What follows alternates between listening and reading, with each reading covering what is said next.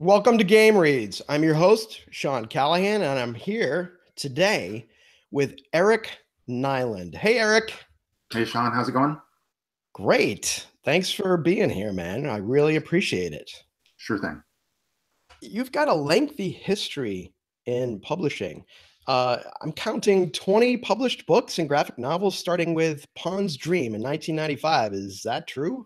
Yeah, ish. Sure. Close enough. You have a master's of science in chemical physics. It's Yeah. definitely cool.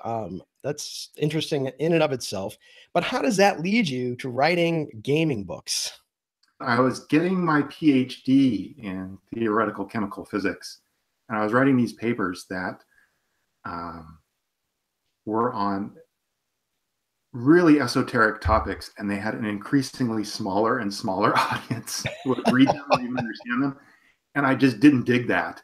I wanted people to read my stuff and kind of, I guess I wanted an audience even then. I had some stuff to say. And then I started reading a book by this author I just adore. And the book was so bad. It was so awful. I'm like, I could do better than this, right? The fateful words probably every would-be writer says at some point. And so I started writing. And then, fast forward a year later, I had this manuscript. And I said, I really want to do this. And it was one of those life-turning moments where you look back on and go, that was the point that my life changed. And I decided I wanted to write books rather than be a scientist. So I dropped out after a million years in grad school and became a poor writer. Wow. Yeah. You worked at Microsoft for quite some time, right? Yeah. 13, 14 years. How did that happen? Well, okay. Start with poor writer. So I'd written 3 books at that point, and I was living with my girlfriend about to become wife. And we were both like, money would be nice. And so we met at Clarion and Seattle, and we went on a book tour for my first book, Pawn's Dream. We went all around the country, and we narrowed it down to a list of the cities we wanted to move to and hopefully find a job. And Seattle was, in the top 3. We knew some people there, and we knew a lot of people who wrote and also worked at Microsoft, and that's how I landed a gig first at this thing called Encarta. And you have this encyclopedia on a CD, and then through the grapevine, I heard over the games division at Microsoft they needed a writer, so I went and applied for that, and I got the job. Encarta, that's going way back. Oh, man, yeah. Multimedia, that was the word back then. Multimedia. Never hear that anymore. Once at Microsoft, that was the era of the PC games. And so I was there through the PC game era, the first Xbox, which was called Xbox, and then the 360. And then I left just before they released the Xbox One or the Xbone, right? Yes.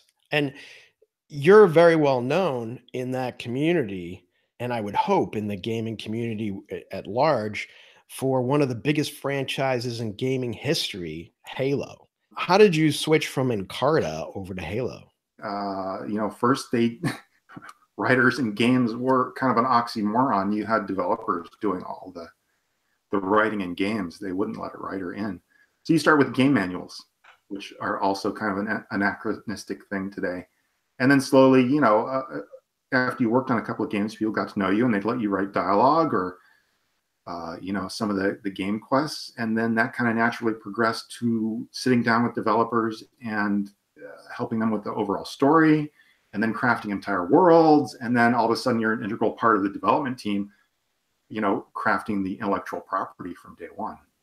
You mentioned the biggest prestigious writing organizations in ever, in my mind, in Clarion West's writing workshop. And you were a part of that. You're an alumni, correct? Yeah, 94. How do you think that affected your career? Well, I met my wife there, so quite a bit. Well, that's important. Well, they say at every Clarion you have 1 divorce, 1 marriage, and at least 1 hookup. So really, yeah, take that for what it's worth. When we'll talk maybe later about what parts I love of writing, and it's editing. I know I'm probably the strangest writer alive, but it is editing. Really? that's where all the juice comes out for me. You don't hear that very often. I know I'm weird. Well, embrace the weirdness, I say. You know, getting back to the Halo franchise, during your time with the Halo franchise, of course, you wrote many books, actually four books about Halo, correct? Three full-length books and a novella. And you were also involved with the story Bibles for that. And so I picture a guy that's involved with story Bibles to be kind of an anal retentive guy that keeps track of everything. So is that true of you? Are you let's get to the meat of this. Are you a plotter or a pantser, dude? It depends on what I'm writing. Uh, Something like Hero of Thera, I'm writing by the seat of my pants. Really? Yeah. That is surprising to me because we'll get into the novel later, but I really love that novel. It's so well put together. I mean, I guess I would expect that even if you pantsed it because of the amount of time you've been writing and the amount of novels that you've written.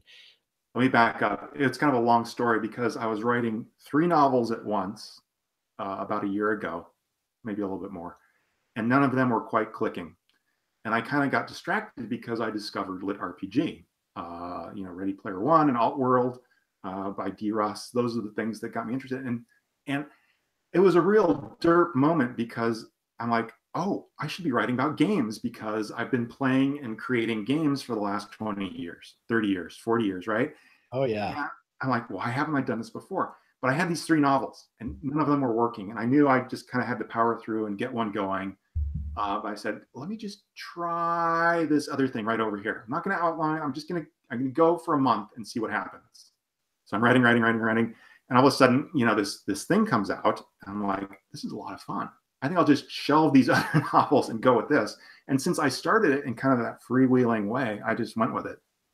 That's crazy that you had 3 novels and then you discovering lit RPG like a lot of us did a couple years ago, Yeah. and, just got sucked in, and then you end up writing this really, in my mind, badass book.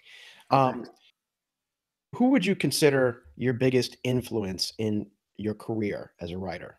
That's easy. That's Roger Zelazny. I often think of myself as a pale imitation of him. I will never write as good as that guy did. Um, really distilling the fantastic and impossible down to words on a page. I'm in awe of that guy.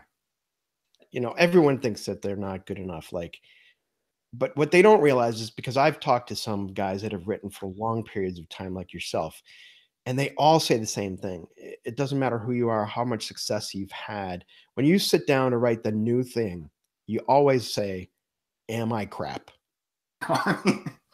Every time. It's that famous story that Neil Gaiman tells about. He was talking to George R. R. Martin. He says, "Finally, George, have you heard this story?" No. Okay. He says, "Finally, George, I figured out how to write a novel. With this last one, I think I've nailed it." And Martin turns to him. He says, "No, you've learned how to write that last novel. Now you got to start over again on the next one." It's true. Every novel, it's like starting over again. Let me ask you before we go on there. You got to pick a favorite, Martin or Tolkien? I'm going to go with Tolkien. I like Martin a lot. He's just so damn mean, man. I mean, He is. He's ruthless. I And he mean, I don't mind a little ruthlessness, but the constant ruthlessness. I could tune into CNN and watch that stuff, man. I don't need it in my literature. I love them both. But so if you were to have achieved that kind of success, like a token-esque success, what does that look like for you? What does author success look like for you? I'll tell you the one thing. It's I used to measure it by number of books sold or money I got in, but I'll tell you the real gift is being able to write because you like it. And it took me about a decade to get there without obsessing about, am I writing to market? Are people going to like this? If you could write what you like to write and you enjoy doing it, that's success. I know that sounds, again, kind of artsy and stuff, but to constantly obsess about what you're writing and if it's going to make money and if people are going to like it, I mean, some of that still goes on in the background, but that's not writing. That's something else. I think that I think that a lot of writers go through that metamorphosis, that they start out, and we've talked about this before, Eric, that the creative brain wants to ignore the business side of things, especially on the indie front. Yeah. And to go through and be that creative, damn the torpedoes. I'm gonna write what I want to write, damn it. And Yeah. then you realize there's a business side of stuff that you got to take care of. You're wrong. You have to take care of that stuff, or you or no one will ever see your work. You have to get a good cover. You have to professionally edit it. You have to professionally market it. You have to do all that stuff. But when you're writing, to get to that point where you can just be writing, I think that's success for me. Right. And I think that that's what I'm saying about this metamorphosis for you that you said took you about a decade, is that, you probably started there, then you realize the business, especially at Microsoft. Yeah. And then, you've come to this place where, yeah, you sit down at the page and you worry that you're crap, but you enjoy the hell out of it. I mean, getting money is nice, but let's face it, 90% of your time as a writer, you're writing, right? You're not, you get to the end of your life, you want to remember those great moments of writing and enjoying it. If you're not, what are you doing? What are you doing this for? What do you think is the best money that you ever spent on yourself as a writer? What's the best money you ever spent for your career in writing? Probably the vast amounts of money I'm going to spend for a cover on an upcoming book. That would be money well spent. And then lately I got an iPad Pro, so I could, with the pencil, so I could write on it and go anywhere, which is kind Oh, of funny because it's now the electronic equivalent of a yellow pad, right? I could just have saved a lot of money and right. just on a legal pad. But it's nice because I could write and convert the handwriting into text, and then it's in the cloud and it's on all my devices. So that's nice because it's taken out a lot of the barriers to writing and transcribing and editing and all that stuff. So that was money well spent too.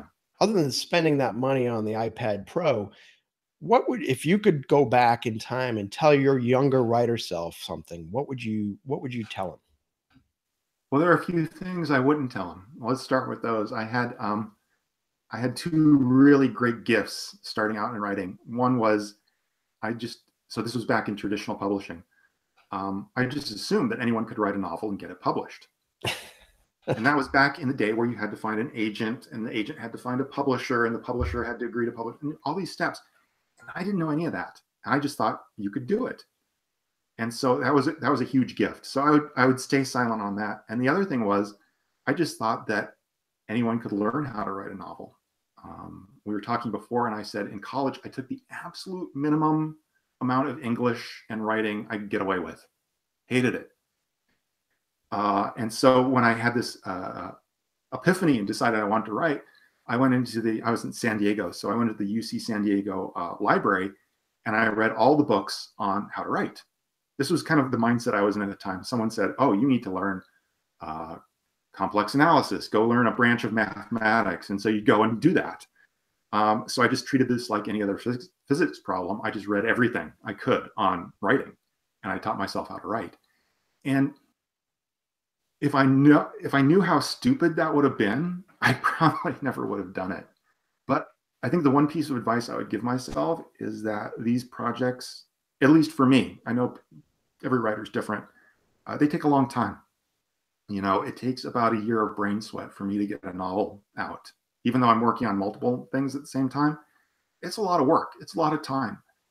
And I think in the beginning, it was easy to get discouraged and really beat yourself up because you're like, doesn't read like a novel. I've been working on this for a whole month and it's still not good. And it's like, you just have to take a breath and realize that it's just a lot of work. It's always a lot of work, but you can get there.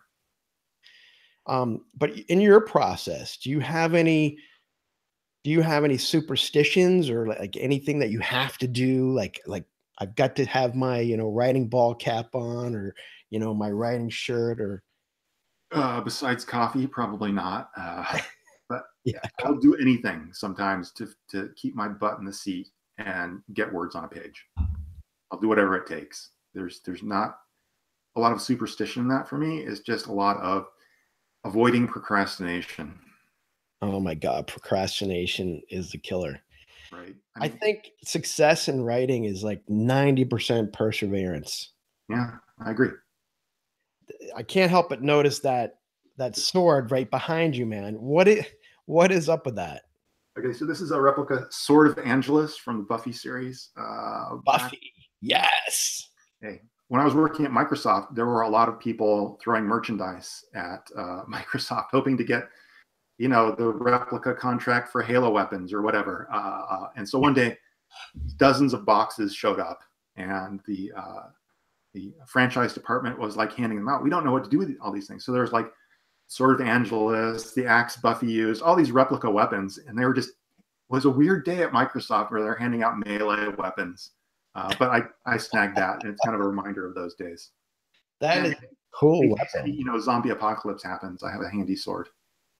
You got to have it handy. You do. I mean, I even got the little dagger here, the little mini Excalibur, just ready to go. That thing is sharp as hell, dude. Like crazy sharp. Anyway, and your shirt, that Yeah. is cool. What does that say? This is Wing Chun Kung Fu. So Kung back Fu. before I had a kid, my wife and I both went 4 or 5 years training in Wing Chun and Jeet Kune Do. So I can write sort of about martial arts without embarrassing myself too much. But as you know, once you have a kid, time to be in shape and fighting shape, especially, is gone, right? Fighting shape. What is that? I'm Um, 51. being able to spar for more than a few minutes without sucking wind. Yes, absolutely. You're a big supporter of a charity that you told me about earlier. Doctors Without Borders, they seem to be do universal good without a lot of politics. So that's it's nice. I have a niece who's going into pre-med this year. Not Yeah. pre-med, excuse me. She got into med school, so she's well on her way. Yeah. She's done a lot of volunteer work, and so with kids in third world countries, she's great. She's amazing, and I kind of want to support that. Those guys, I don't know if anybody's familiar with that, but those guys go into some pretty shady places. Yeah, And they've been targeted. yeah, Um, and that's a tough gig. yeah. I could write about heroes. Those guys are heroes, right? I mean, and I know there are a lot of heroes in the world, but those guys, they have all this training. They could be making tons of money, and they choose to go into the world's crappiest places where most people can't get into easily to give people who need it most medical need. And yeah, definitely heroes. And I totally thank you for supporting that charity. I should say guys and gals, right? You also grew up in the desert, right? You grew up in the Mojave Desert. Yeah. That is got to be a crazy place to grow up. No, it's pretty boring actually, right? Really? Yeah. Would not think that. It's the desert. There's a lot of wide open nothing. So I think that kind of forced me into kind of escaping through tabletop and computer games back in the day. Since you had a lot of time to think about stuff in the desert, what did you want to be when you grew up? I loved all the sciences growing up. Every kid wants to be a paleontologist. They love dinosaurs. I was no exception. Geology. I kept a lot of snakes when I was a kid. Snakes? Yeah. Well, there's a lot of snakes in the desert, I would imagine. Yeah. People began to object when I was collecting, Mojave green rattlesnakes. So. Wow. Yeah, that was amazingly stupid. But, I always thought I would be a scientist, and I was a scientist for many years, and probably 10 years in grad school. And what did I do? I became a writer and never used any of that stuff. So funny how things turn out. Well, we're all glad you did, and we're all glad you got rid of the Mojave killer snake. Yeah, Mojave greens. So, you're definitely an OG, or what I call an OG, Eric. You're an old geezer gamer, man. Cheers to that. And what is your first favorite video game? There are various geological time periods of video games, right? So Yeah, in the early days, it would be Zork, right? That was my definitely. first, and probably my first love, just because it was so deep. I mean, it was probably easy to make deep, right? I mean, text on the screen. Text. Yeah. It really was one of the deepest games I ever played. Text-based MMOs were deep, man. I mean, you can't, as a writer, even as a reader, you can't get deeper than that. When you switched over to like MMO style, what was your thing? What was your class that you most liked to play? Well, first, I got to give a shout out for the PC era game that really won my heart. It might surprise you. It was Asheron's Call. Yeah, definitely. It was kind of the version 1.5 in between the first EverQuest and the Worlds of Warcraft, but it was way ahead of its time. It had some really interesting systems, terrible textures and art, but for its time, it was ahead of its time. It was great, and that's really the first time I fell down a rabbit hole with the game. I mean, deep, long, right, for years. Thinking back on your time with games, what's your favorite monster or villain in the gaming world? Smart villain, Dr. Halsey in Halo. Uh, Dumb villain, I would go with the Brumac in the Gears of War just for raw physical power. Wow. Gears of War, really some of the best sound in any video game. If you ever played that with surround sound and crank it up, just amazing stuff. Great visceral experience. Yeah, you talk about like a sound visceral experience. For me, the thing that really spun my head, like in movies, I'm a huge Matrix fan, and like that spun my head up. The first Matrix like changed, me as a movie watcher. And but for video games, that's got to be id, anything id. When you put on that, those headphones in the dark and listen to those creepy sounds coming from all around you, man, that changed gaming for me forever, probably. I get a shout out to all the audio engineers I've worked with over the years. Those guys never get the credit that the visual artists get. Not that the visual artists don't deserve it, but without good sound, a game just doesn't do it for me. Totally. Either it's the weapons or the monsters in Gears of War, that kind of colon rattling, bass, or even something like the soundtrack in Worlds of Warcraft, where it's constantly kind of cycling through and adjusting to your mood. Really, it's a tour de force. Yeah, Lord of the Rings Online. I don't. That's probably my dumbest purchase ever. I purchased a lifetime subscription to Lord of the Rings Online. I don't know what I was thinking, but out of that, I got a Lord of the Rings Online soundtrack as part of that lifetime subscription. And man, I love that thing. I use that to write to all the time. And another thing that changed me as a gamer was like I used to always be PvE, environment. I didn't really want to do the PvP all the time because you got to kind of get different gear.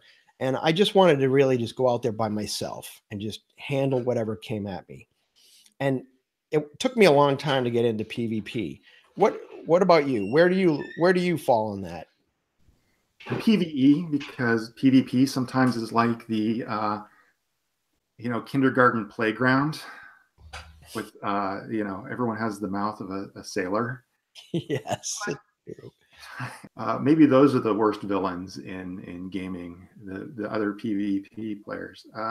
Yeah, it's as they say in the warnings, your experience may change online, right? Yeah, that's totally true. That's what I didn't like about PvP, and I agree with you. It's like, it's just a race to just, gank you left and right. Does the id come out of them when they come online? I don't know, but something happens. If you could insert yourself, first of all, would you? Oh Would yeah, you insert yourself plug as me in right now. upload your consciousness Yeah, into a game? Yeah, I'm there. Really? Yeah, no doubt. No doubt. Like zero. None. Wow. Are you? I mean, I had to give up Worlds of Warcraft because it was cutting into my writing. I mean, to be in that fantasy world, to understand the game mechanics too, to be able to, yeah, that'd be awesome. I'd be there. I don't know that I could do that. But okay, so you're uploaded into the game. Let's say that your only option is to be an NPC. What are you? Probably the bartender, safely in his bar, listening to the stories, getting free drinks. Yeah, definitely a bartender is going to get all the good stuff. Um, let's switch gears here for a second. And speaking of gears, um, what's your favorite book of all time? It's I know you're author of all time. We talked about that earlier. What's your favorite book by him? I would go with Lord of Light. You know, that incorporates a lot of science fiction, but a lot of mythology too, in a way that takes a little thinking to kind of puzzle out and connect all the dots. And I like that. I like to be challenged, and that book has it all: science fiction, fantasy, mythology, brain sweat. It's funny in parts. It's really really good. But there are others that are my favorite too. I would go with Moon is a Harsh Mistress for best voice, uh, by Heinlein. The narrator in there has an amazing voice, hands down.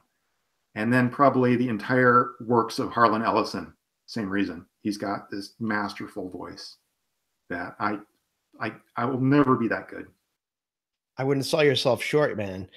You Yeah. never know. I think Hero of Thera is a great book. You know, it's intriguing. Hero of Thera is intriguing because of the AI, the game master, Yeah. and how the game master and that AI maintains the balance as a god in its own environment. And good and evil in your book are kind of equally kept in check by the game master. And um, yet I feel, having read it, that the game master's ego kind of starts to creep into its own way in that role. What would you say? I would say you have some serious misassumptions, and I have fooled you. Really? Yeah. Did I say it was balanced? The world is not balanced, but I think in the upcoming novels there will be a couple of revelations about some of what's going on with the game master, and it might surprise you. I would love to be surprised. Again, so here's one of the things I love to do. I love smart villains. I just adore them to pieces. Smart, complex villains. Uh, you know, that's what one of the reasons I love the Marvel movies so much. Thanos is smart. He's an interesting character. He's not generic. I aspire to make my villains complicated, nuanced. Sometimes you don't even know they're the villain. Sometimes you think they're the hero. Uh, and it's kind of like life. It's more interesting that way, I think. Anyone can write a dumb villain, right? But it's crafting the villain that is the personality and has reasons behind what they do Yeah. that's really skillful. You know, speaking of villains in your book, I don't know that I'm going to be able to pronounce this right, but I'm going to go for it. Full cop? Full rocket top. Full rocket top? How do you say that? Full rocket top. You should Full get. rocket top. Uh, Where do you come up with a name like that? well, read some Lovecraft, man. I mean, this is a good Lovecraftian name, right? Of some creature from the vast beyond. That's where I came up for it with it. Um, a lot of consonant sounds that are hard to pronounce by humans, but for an old one, an elder god, piece of cake. How does Lovecraft eke its way into your world, your Hero of So Thera world? Thera has all these gates from all these alternate worlds, and they all kind of end at the crossroads, which is Thera. And so Lovecraftian gods are there. You know, everything kind of seeps into the world from every other world, and so that's where it comes in. So it makes it interesting. I mean, the elder gods are playing this game. You know, the Norse pantheon is playing this game. So a whole bunch of gods that you've probably never heard of are playing this game, and all that mythology kind of rolls in together into one big kind of fruit punch in the middle. I'm a huge Norse fan, Viking fan, um, and I don't know if this is a spoiler. Can I say Valkyries? Yeah, sure. I mean, So I love Valkyries. I mean, I love women warriors, but the Valkyries play a pretty integral role, and I'm not going to say any more than that in Hero of Thera. And I just absolutely love that part of it. And are you planning to develop any more of that Norse mythology in there? yes, I took, I don't want to say a left turn, but I think that character in the second book is off doing something else. But all that stuff is going to get mixed back in eventually. there's a lot of cool twists. I mean, I love twists. Who doesn't, right? But and I won't spoil them. But do you plan for those twists? Because you said you pant this thing. Yeah. So I'm trying to recollect this in my brain because I don't, as a writer, like I find that if you don't plan for those twists and go back and plant them, uh I don't know how you do that. So how do you write those twists if you're pantsing this stuff? So yeah, I did pants this thing.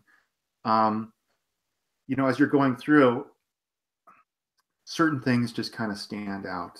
Like, okay, so this thing happened. It's kind of weird and you kind of don't understand it. And you get a few chapters down the road and you're thinking about it and something else comes up and you're like, wouldn't it be interesting if the reason that thing that kind of stood out in my mind happened because of this? And then that caused this thing. So it's kind of a process of discovery. I swear to God, I didn't plot any of that stuff out. Wow. And then I kind of wrote myself into a corner at the end. I'm like, uh-oh. How can I extract our noble hero from this, well, shit bucket I put him in a way that's both believable and satisfying and all this other stuff. And so that took a while to figure out, but I wanted to do it in a way that didn't shortchange the reader either. Well, I think you succeeded. Thanks. Um, some of those twists really threw me, and I love that. I mean, I love the art of the twist because I really do think that that's an art. Um, you know, you said that the Lovecraftian world ekes in through the multi portals, and I definitely see that. And there's a lot of combat going on in this book, and there's a lot of variance in combat because I think of the portals introduce you allows you to introduce like you said like Vikings and Valkyries or Yeah. different gods and there's a lot going on there. Um, and your MC Hector Savage, is it Savage or Savage? Well, if you're French, you pronounce it as sauvage. And when he picks up his nom de plume for various reasons that I won't have any spoilers, he shifts it subtly to sauvage. So it goes from being savage to This savage. I love that. I love that part of the book. That is one of probably my favorite part of the book is how he manipulates that stuff. And we won't go any further. Read the book. You'll love that part. But Hector Savage, he's got a cool take on military, and I imagine that comes from your martial arts training. But how did you choose to come up with his military combat? He's an ex-military guy, right? Yeah, Marine, Semper Fi, right? You know, I've just known so many military guys who have played games over the years, and I always have kind of admired some of the stuff they bring into the games.